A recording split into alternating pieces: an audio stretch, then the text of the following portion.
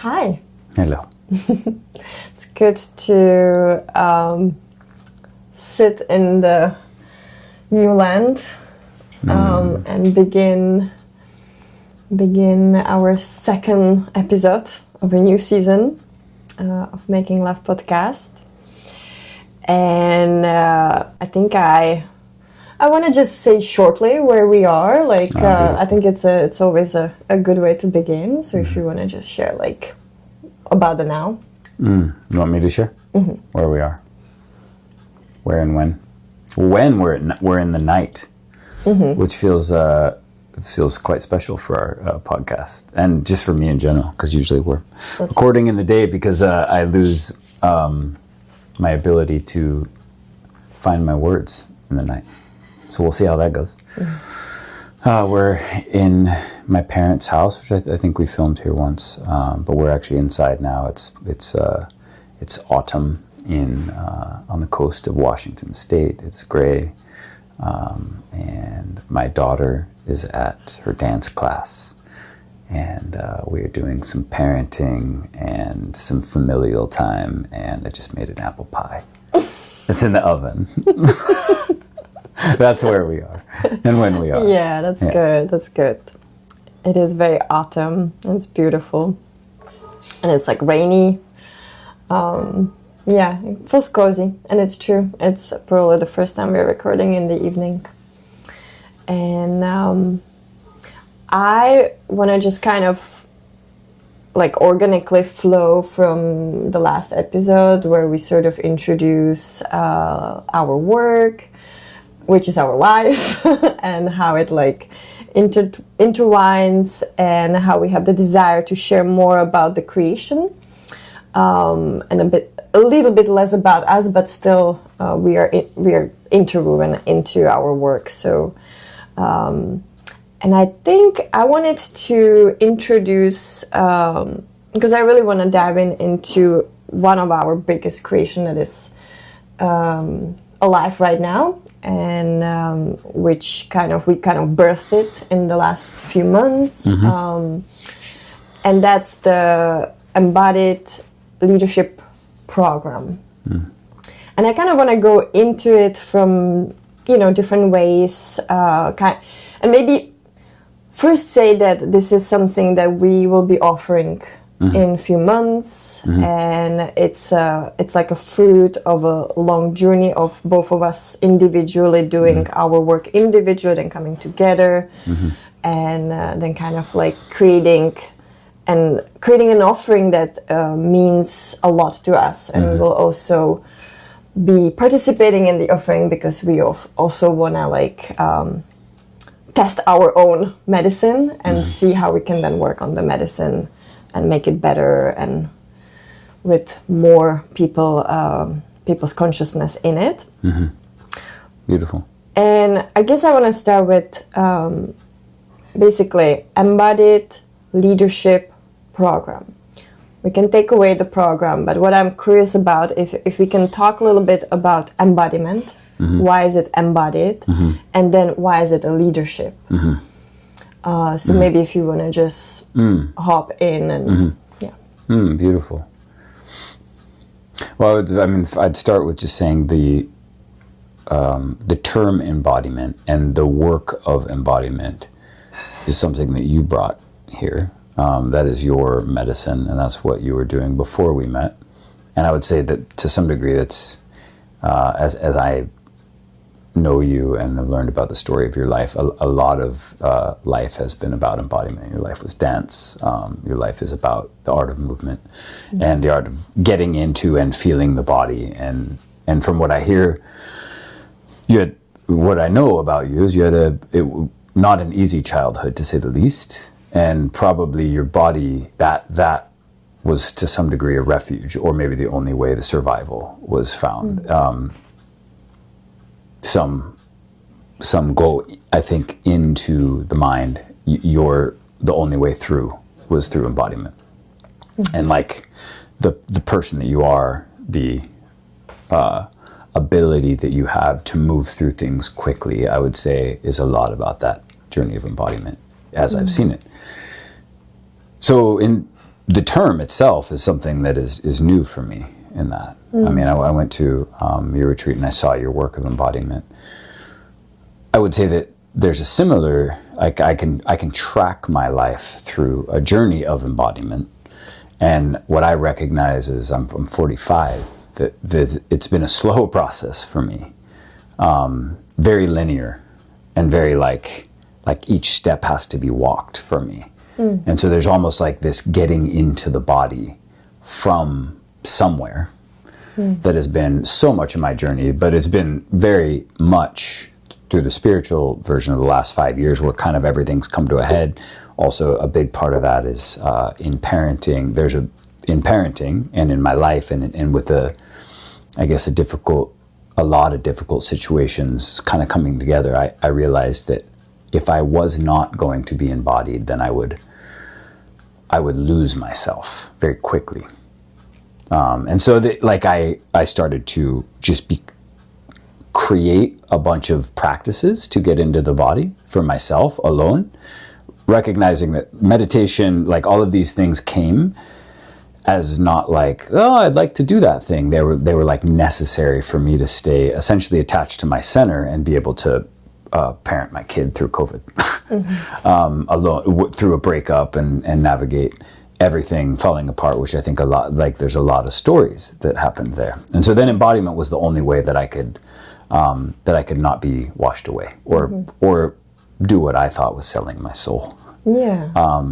Something like that. So maybe now I'd like to hear a little bit. It's just like hear from you about embodiment. But to me, maybe the last thing I'll say is I now know for myself when something's not embodied, it's an idea.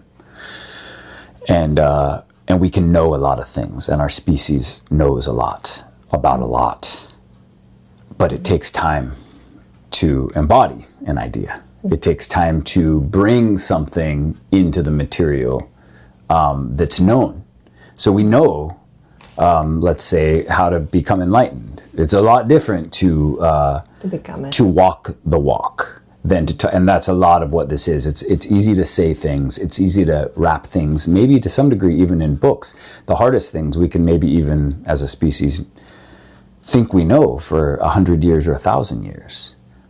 But as a group, we might be embodying, like embodiment might be the whole journey of what we're doing as a species of like, yeah, you can know in the religious element what it means to eat the apple from the tree of knowledge.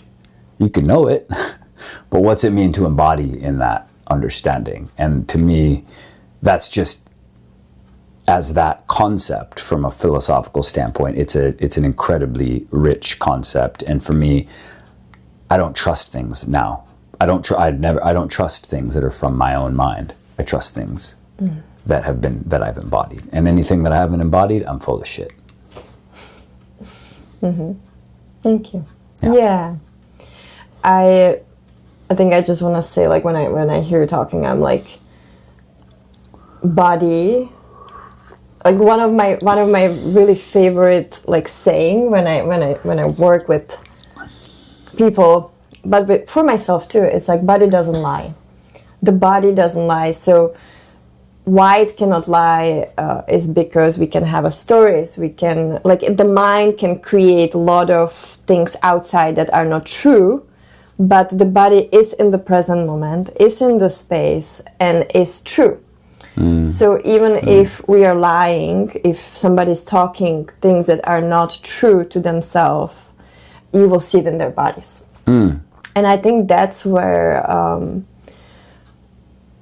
as a kid, so like my journey, because you brought it in, my journey was I couldn't like rely on words. I couldn't rely on what people were telling me because it was not true. And I was in a world where I wasn't safe enough to actually express myself authentically through my voice and to say, like, to even disguise who I was, because the minute I put words on, it could, like, you know, it could be manipulated with, it could be twisted, it could be turned against me. And so in order for me to not lose the sense of myself and my soul, because I like what you said, like embodiment is kind of like, and we we touched that together. It was like, bringing the soul into the body. Into something. Into something. Into I mean, and the maybe, present moment. Yeah, we bring it into earth. It could even, but sorry. Spirit to matter. Yeah, spirit to matter. And so, why I choose to basically dance, it was kind of like, I had no other choice. It was like, oh my God, like I can be myself and I can express what I was feeling inside, but I couldn't say it with my words, through movement. And almost like in the dance, you kind of alchemize. You alchemize through movement, emotions. And I often tell you, like, the way how I trust people is that I've like learned their body language. My body is very attuned, so I don't really think it's more about feeling. So I'm like, oh my God, how do I feel in the presence of this other being? So it's not about what they say, it's about what I feel through their body. And in a dance world, like on a dance floor, it's almost like I can get to know somebody so much faster and so much deeper through having a dance interaction. Because at that moment, it's not about what we say, like my name and where I come from, but it's like, how do I move? How do I feel? Can I trust this body? Is this body really being here? Can I like lean on it? So like, I've been fascinated with the body. And I chose it for a long time as the way how I express my truth. And then in the dance world, it becomes, in the art form, it becomes like twisted. At some point I learned myself, like, oh my God, I'm now also being said how to express myself through movement. So I like had to step out of the dance world but it gave me this understanding of if I can trust something, so what you kind of said, I can trust the body.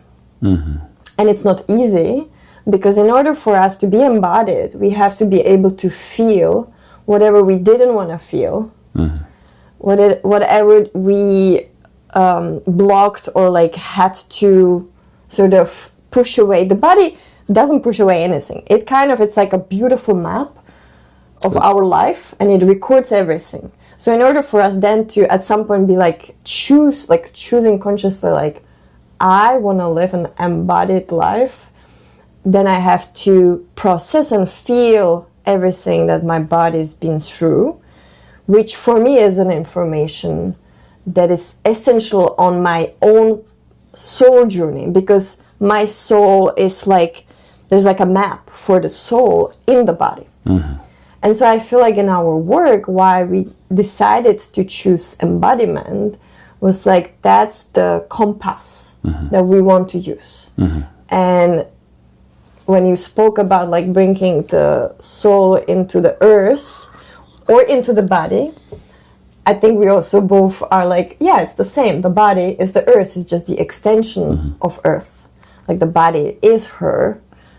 And so embodiment is also bringing soul into the earth and connecting like through the root and through, so creating this bridge. So that's why we were like embodiment. Embodiment is that's beautiful. Our common language and practice. Nice. Yeah. Yeah, I think I want to say that's really exciting. I mean, I'd like to come back and talk about embodiment more, because it's really rich. Like I can feel myself wanting to talk about my journey of embodiment and like all the, it's like I could just feel, I could talk about that it feels like the most important thing. And maybe the one thing I'll say, just because you bring in this, like our bodies, our earth, in a literal, physical, biological, and then at all the levels, sense, in every sense, our bodies are made of the elements of earth. And they really, there's just no other way. Like all of my philosophy comes through spirit, the invisible world, meeting matter, the visible felt world, which for me here on earth is this body. So my everything I learn is through essentially talking to earth, but I only talk to earth through my body, because my body is it. Like it's it became it. It came from it. It's going to go back to it. Then there's ancestral journeys. There's all kinds of things. But just, I think that's such an easy thing to miss. And then the other piece I'll put to that is that there was my journey of embodiment has been beautiful, but it became conscious to me. It only became conscious a few years ago. And it was at the precise moment where I realized I wasn't my body. And my body was it's an animal. It's just like, it's a thing that has consciousness, has things to say, is pissed off, has all of these, it's a map, as you say, it's a compass. And at the point that I realized it was something different than me, I was always quite kind, but I wasn't listening. So I couldn't actually listen to the thing. I couldn't hear of a thing. And when I learned that it was like a horse and I was its rider, that it was but not even the I, that I learned that it was something that I could be nice to, I realized I had not been nice to it. Like when it was something that, I realized how much it had tried to warn me against things, and how much I had sort of cut it out. And then that was the territory that I needed to make it back to it. So it's like there's just the wisdom there is profound. But I think it's a nice place to jump into what leadership is, because then if you're embodiment on its own is great. It's a lot of fun. It feels good. It maybe even means that you can manipulate reality and have lots of power and money and in today's day and age, or maybe it's just like, it's great. It's good to be embodied. I'm into it as its own separate thing. But before embodiment, what is important to me, and before I met you, would be leadership, and not in being a leader, but in I realized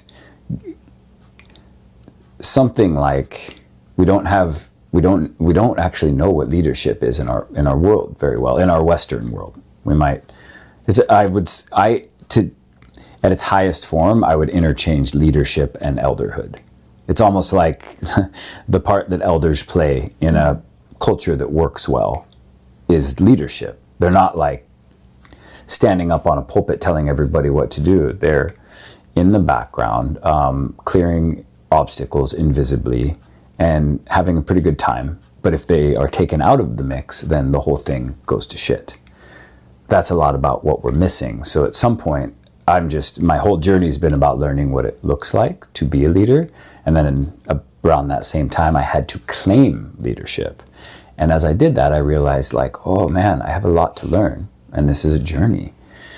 Maybe if I'm good at it, it's like a decade that I have to learn how to be somebody that can lead. That's if I follow it. And if I don't, I won't get there in this life, because clearly not very many people have. We don't actually have true good leaders in our world. So then it's really just about what is leadership and how do we be it really fast, so that we can create a world that not just is here for the unborn generations, but is generative. It's not getting closer to destruction. It's actually getting closer to beauty.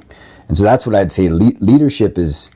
I'm going to take this company or this family or this country or this city or whatever my sphere of influence is, and I'm going to add my specific genius in it to make it more generative and more beautiful and more in line, so that more life can come through whatever this sphere of influence, whatever this system is that I'm part of a leader in. And I can't be the only leader. It takes everybody in this mix. So to me, leadership is found somewhere in there. I don't know if that's... No, that's good. Thank you for transitioning into the leadership. I mean, you brought me the term leadership, and at the beginning I struggled with it, because I told you, from my experience, my personal experience, and I think a lot of people have this vision or reality of leadership is somebody who is dominating somebody, who's standing on top of somebody and telling them what to do. and that's like the toxic leadership that we probably... It's what we know. And we don't know what it is, healthy leadership. And so then I kind of went into with you, like studying a little bit, like, oh, what do you mean? And then I realized, like, oh, we're talking about basically taking your own life into your own hands and leading your life as it would be the only person who can actually lead its life, it's me or you. And we then also, like, we both agree that to a certain degree, I think there's like everybody has the capability to lead because they are meant to lead their life. 100%. And I think a lot of the problems, it's almost like we've learned to sit and wait for somebody to come and tell us what to do. Or we have this hierarchy of like, oh, I'm going to go and like, I'm going to be told what to do. And then there's almost like a passivity in like the creation. It's like, oh, because I'm like limiting, or like people might limiting even the what's possible, because it's like, oh, I can't create that because I don't know how to lead that. But it's really like just taking the power into our hands and be like, yes, if I want, I can learn about it and I can put my genius. And can I say a key piece? So, because yeah. But it's like, I want to throw it back to you, but a real elder / to me, a real leader, and I keep knows that they don't know what the hell is going to happen.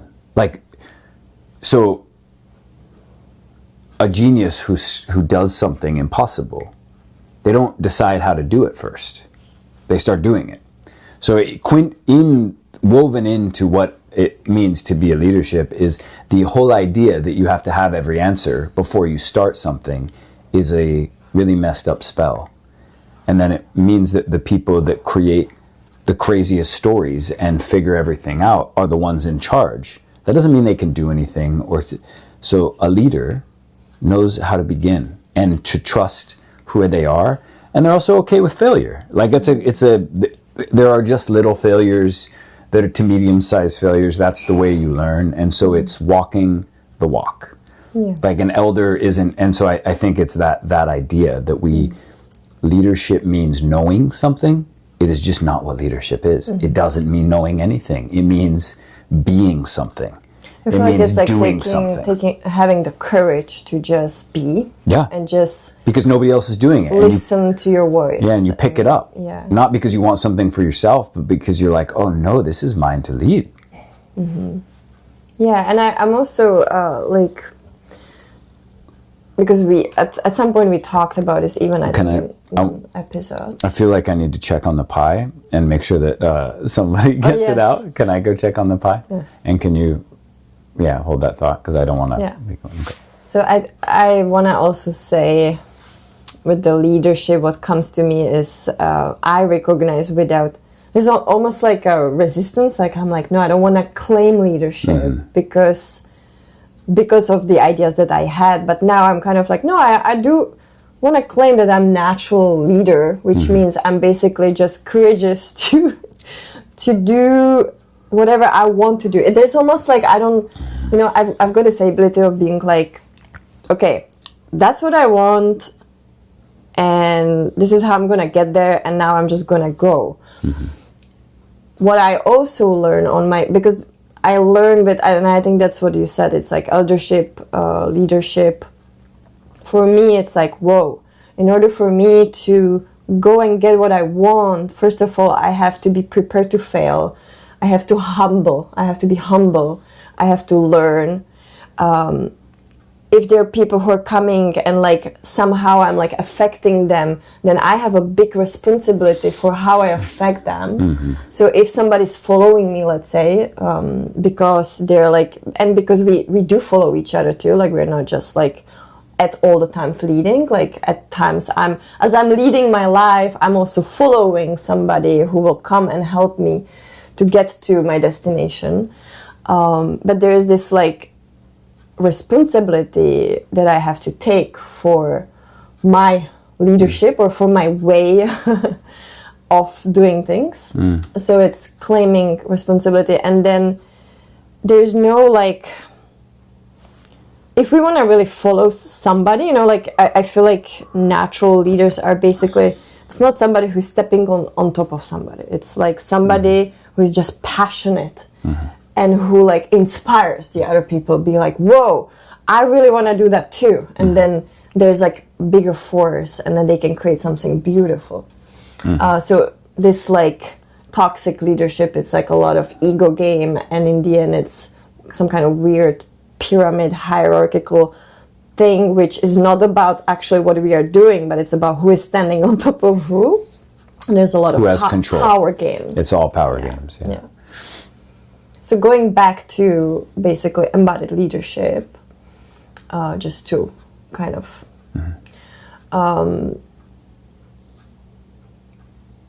why we choose to do this program was, well, we would like to bring more embodied leaders into the world, or we would like to facilitate more of that energy coming. Do you want to say a little bit more about, I want to kind of like go more into how this program, and you can say more about if there's more about the leadership, but how this program sort of begin and initiated. How did it came to you? Because I know it was like, I was there, but it was kind of born through you. So maybe you want to just talk about that initial, or probably started back, but wherever you want to pick it up. Well, so maybe first of all, yes, we want to bring more embodied leaders into the world. Maybe this is the most selfish piece. Like I say, when I had this realization, and I can remember, it was a night. There was a recognition about kind of the world, that we were lacking leadership. We were lacking elderhood. We were lacking leadership. And then there's just sort of this like, really thinking about it from a parent's perspective. Like how does, when I'm gone, how's it going to be okay for my little one? And then the answer comes to like, you have to figure out how to be that thing that's missing. And nobody's figured that out very well. It's actually been atrophying.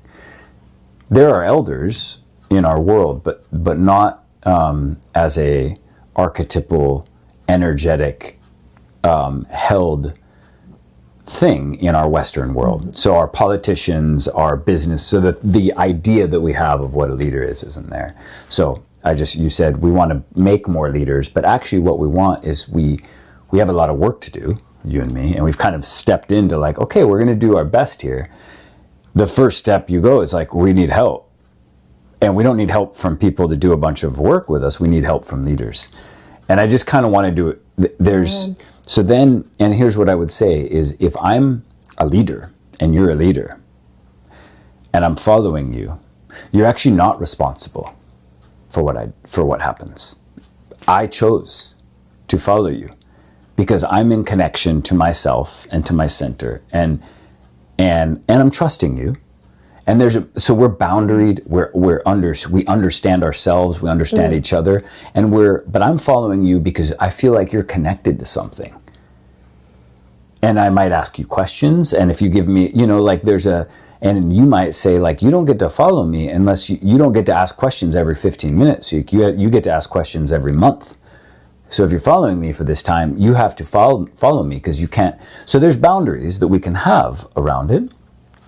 But ultimately, if I'm a leader who's following you, you're not responsible for me. You're responsible for what you're trying to do. And you have help, and you have people that have said yes, and that's big. Yeah. So it's not this thing where it's both, because the controlling thing goes both ways. Like we're up and down. So it's like you're responsible for whatever I do / you're in control. It's a pact that goes both ways. So you're not, like, we shouldn't be responsible for each other. If you decide to follow me, then we come. And when you're ready to go, you go. And if we need to have a difficult conversation, we have it. And if I won't have it, then you get the hell out of here, because that's not okay. So we're boundaried, clear human beings who are trying to make clean up the messy world that we have, because it's a mess, and there's so many things that are breaking. There's so much beauty in it, but there's a lot of, basically, you know, it's in this moment we're in, all of this existential crisis, all of these but ways. It's because nobody's taking accountability for their action. And Yes. so that's what I was trying to say. Okay, so now I'll answer the question that you wanted. The responsibility and Yes. the accountability, nobody's taking it because everybody's like, I'm just following. Right. Yes, that's beautiful. So I don't leaders have any, and I can't do anything. So at the I'm point- following the order. and at the point Who's that you, actually ordering? Nobody knows. so that's it. So at the point you claim leadership, you're claiming, you're like, I'm not following anybody, I'm and responsible then for I my will follow action. Eva for a time. And that's a big part. So when I'm doing this because I don't want to spend my time with anybody who's not leading in their own life, and I don't need them to be starting the most incredible thing. I just want, and those people can be 7 years old and they can be 70 years old. There's not an age that makes this. It's somebody claiming accountability and responsibility and ultimately humanity. It's claiming, like, because in my belief, we are here to lead something. What we're here to lead is a world and a lot of species. Like geese are not set up to be the leaders. But they have something to say. And so humans we have work to do, and we have work to do to be. Yes, we have work. We have work to do. Anyway, Let's go back. re-ask me the question that you want me to answer, and then you can cut all that other shit out. So I think I want to zoom in, or like now bring it a little bit into our world, and like I think it is interesting to be like, how did this idea of embodied leadership came, and maybe what is it that like we hope for people to receive? That's like a bigger question, but I mean, I think I'm going to dodge a little bit because I don't think I can talk about how the idea came, because it's kind of been one continuous landing for a long time. But it's the this program, I guess, it's not the first thing I've written, but it is the most cohesive. So I've been writing for a number of years. I've written a lot of different things. This summer, I started again writing a book manual that I started a few years ago, and it was coming through me in a more cohesive way, which for me that means I knew I had it more. That book was about seeing organizations as living beings, and then it's very organizational, and it's about seeing companies and even governments as things with desires and essentially shadows, and then creating a framework for working with them and healing their shadows. So it's kind of Jungian psychology meets business consulting, and it's something that really excited me. And so I started writing that thing that I'd been writing before for many months, but it just came through, and it came through in a month, and I was like, wow, this is cohesive. And it's kind of what I had met then. And then the recognition was like,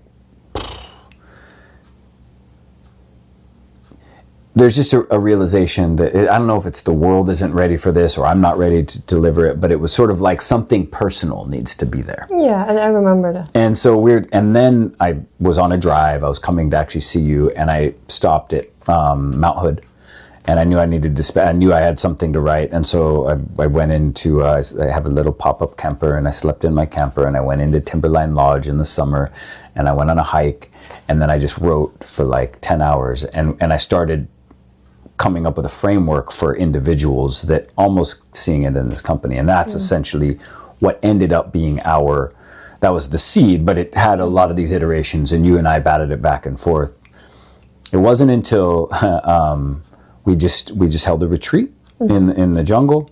And through that, and on the other side of it, I don't think we knew it was a program.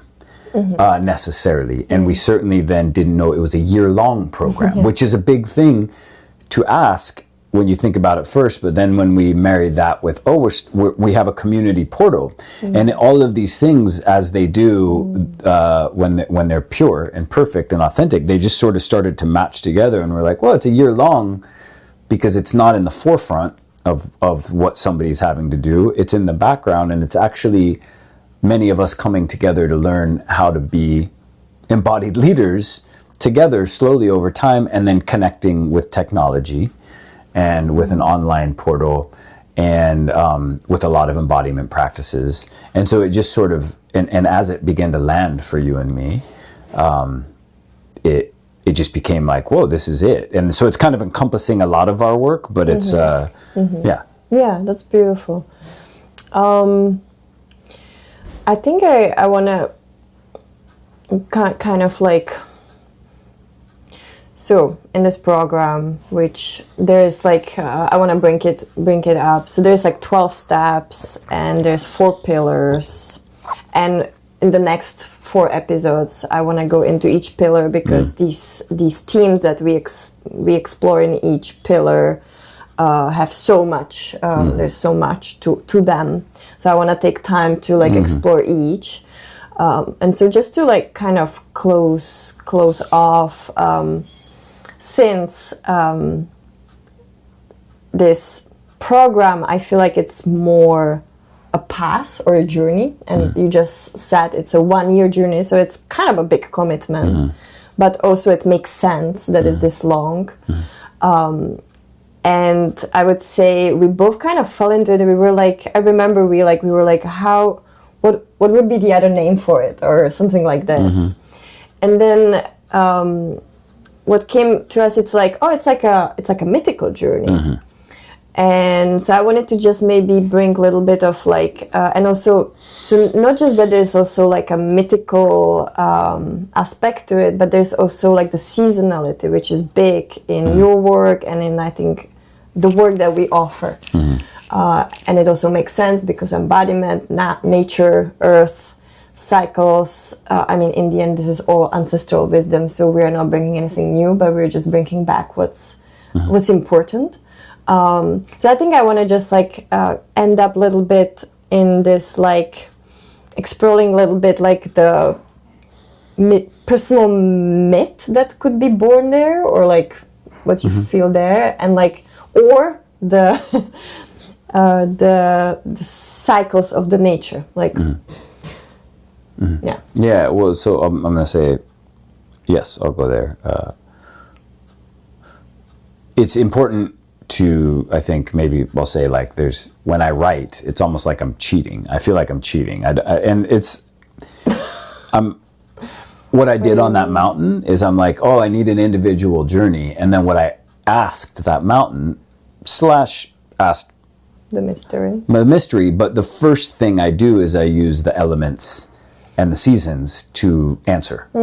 So like the answer comes through, it's always seasonality for me. If it's sometimes things are very messy, and I can just pull it back together with, there are 4 elements and there are 4 seasons. Sometimes there's 5, sometimes the chakras, but the maps exist for us. And so this Embodied Leadership Program has 4 pillars because that's how many seasons there are, and they work together, and it's cyclical. And it's actually just, what does Earth do? What do the seasons do if you follow it? Like, what's a bird do if it's a leader?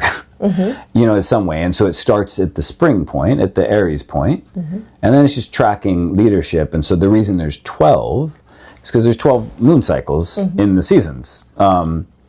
And then we were like, well, there's 12 months in a year. And that, you know, it would be strange to make a 4-month journey that was a 12-step. Yeah. And so it just all sort of ends up landing together. It's not an invented thing.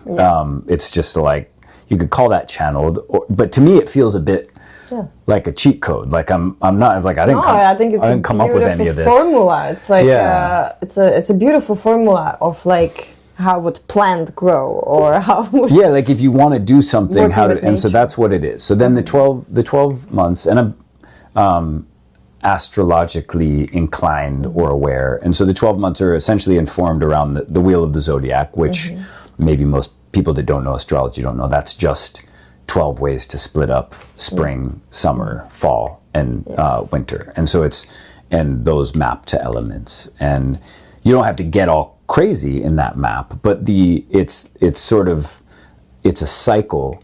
And then that's also how I work with companies. It's also, all of my work is informed by, if we just start operating in natural time or mythic time or God time or earth time or whatever you want to call it, and not our fabricated time, things start to work out pretty well for us. And so then what do I want to do? I want to hang out with 100 people and do a program and meet online and all be doing something separately, and all also be doing something in different parts of the world, and then come together in a seasonal way. And if we get to do that for a year, we're all going to learn a lot. But if we get to do that for 4 years, we're going to create a lot, and we're gonna make love in things that create beauty in the world. And ideas and children will be born of this. Like this, this is kind of like what ideas like this. And so, I'm just going to say something then about the question that you were pointing, which is the mythical journey. Embodied leaderships, it's kind of something, it's a bit generic for a reason. It's a bit like it works for the world that we have, which is a beautiful world of institutions. And I love our organizational structures. I love that corporations and companies and like that we have ways to organize ourselves. It's where I like working in them. They can do incredible things in the world really fast with it's amazing what a company can do. And we've got to do a little bit better job of recognizing that they have agency unto themselves. So the mythical journey of essentially like, I'm going to stop it again because you can cut all that shit out.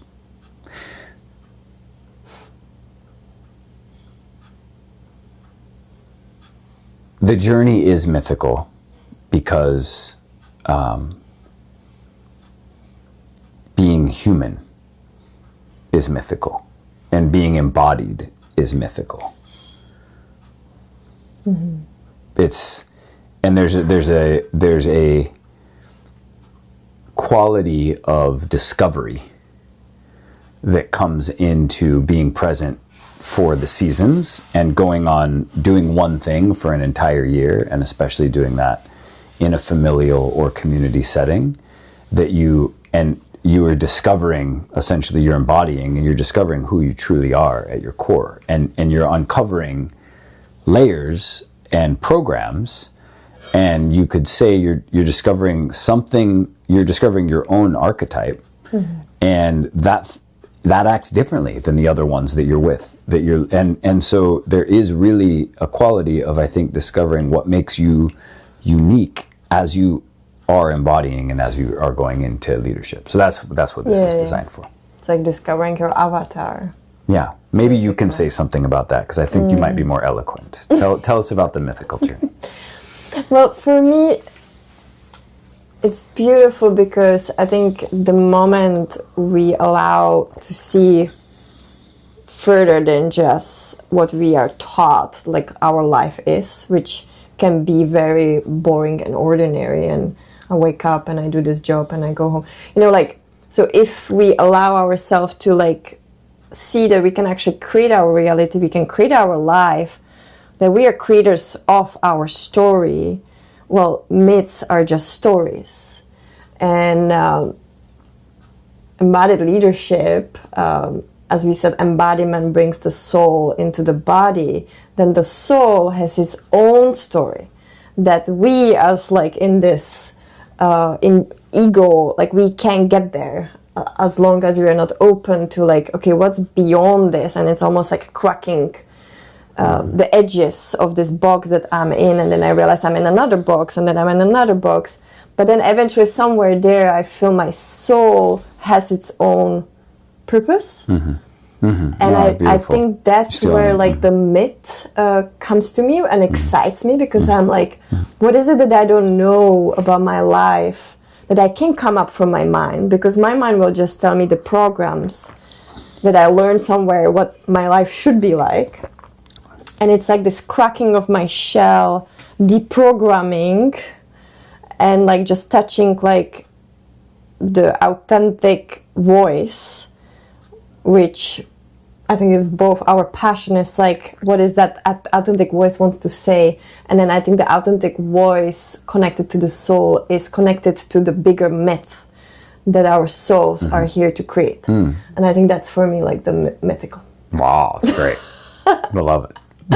Nice. Yeah.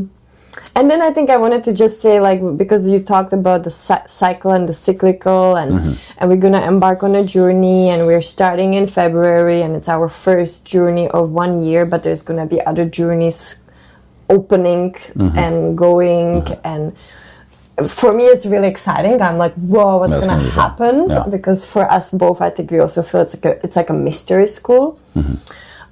But it's very grounded also, you know, and I think that's the beauty of our work. It's like both spiritual and both grounded. Yeah. And the cyclical too, and we talked about the embodiment, and I think I want to just close it there, because I also want to mention that for me and for you, and I think many other people agrees, is our physical body is not just the flesh. Our physical, the embodiment, the body has layers, and there's layers that I can't see with my eyes, but there's literally a layer of my aura, and there's a layer of my emotional body, and there's a layer, maybe the layer of my emotional body is actually inside. So the cyclical, we also were both like, 4 pillars, 4 different bodies. We're talking about the emotional, the physical, the spiritual, and the mind, the mental. And so it's just everything kind of like, it's like a beautiful, I feel like it's a beautiful sacred geometry that we created. We didn't create it though. We didn't create it, we basically just we found it. We found that's what happens with sacred geometry. You just find it, and you know, that's how. It's the formula. That's what. That is here already. It's what Einstein was doing. It's you know, we don't come up with, we don't find our way and create and draw sacred geometry. We see it, and then we figure out how to tell somebody else about it. And it's all a map, and that's we didn't make this. That's important. Yeah. No, I didn't make anything. Yeah. But we are offering this. We're going to do something. We're going to do something. And that's going to be and we're cut out. We can do it. We're good at doing it. And it's exciting, and it's our passion, it's our life, it's our dream, and it's part of Dreaming in Unison and all these other beautiful offerings. So I think that felt really good for today, and I would like to close it here, and then in the next episode talk about our first pillar and the theme of desire. Beautiful. Thank you. Thank you.